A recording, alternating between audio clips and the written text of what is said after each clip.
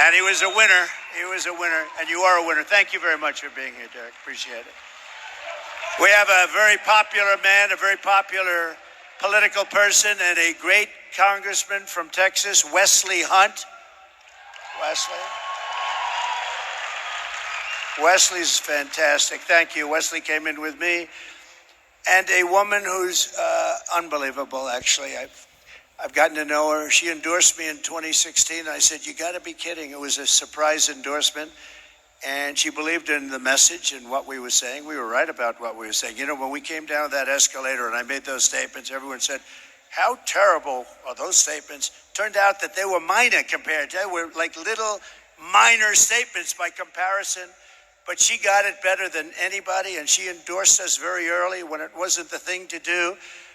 From Alaska, the great Sarah Palin.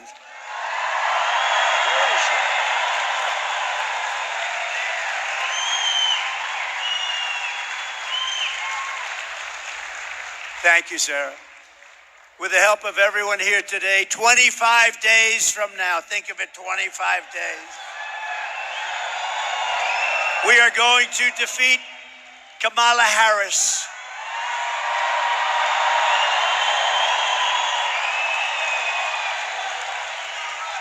Who has no clue what the hell is going on, I have to tell you. Did you see where she did a town hall yesterday and she used a teleprompter? I never saw a town. You don't use teleprompters. We don't use teleprompters, period, pretty much. You don't use them for town halls. No, she's not the right person not for this country, not for any country. But very simply, we're going to make America great again.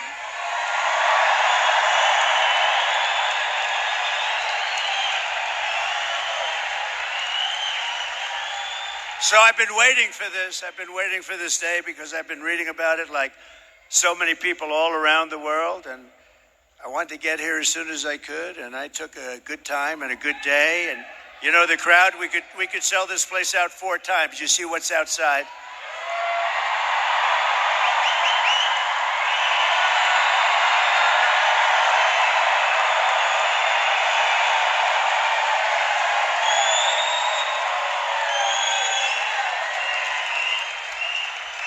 NBC, of all networks, said a little while ago, they announced, it's the single longest line for anything that they've ever seen. That's pretty good.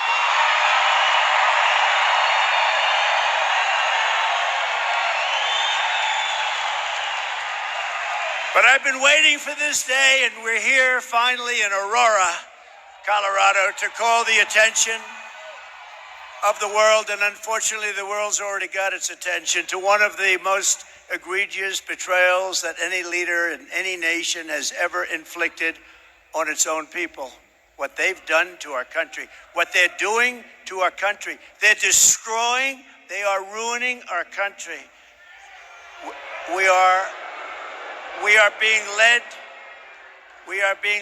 by stupid people. We cannot take it anymore.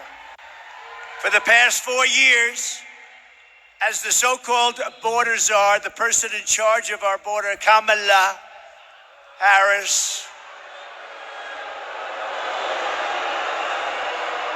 and you can't use the name Harris. You know, if you say Harris, nobody knows who the hell you're talking about. Think of it, Harris, nice name. It's like, so we use the name Kamala. She was last, right? She came in last, and now she's running. How about that? In all fairness, I'm not a fan of Sleepy Joe, but Sleepy Joe got 14 million votes. She got none. She never made it to the great state of Iowa. She quit. Out of 22 people, she quit. She had nothing going. And interestingly, when she came in, she was okay, pretty good. But then they heard her talking. They watched her brain in action. And when they saw the brain in action, they said, that's that. And here she is again. But Kamala has imported an army of illegal alien gang members and migrant criminals from the dungeons of the third world. They come from the dungeons, think of that, the dungeons of the third world, from prisons and jails, insane asylums and mental institutions. and she has had them resettled beautifully into your community to prey upon innocent American citizens. That's what they're doing. And no place is it more evident than right here. Because in Aurora, multiple apartment complexes have been taken over by the savage Venezuela prison gang known as Tren de Aragua.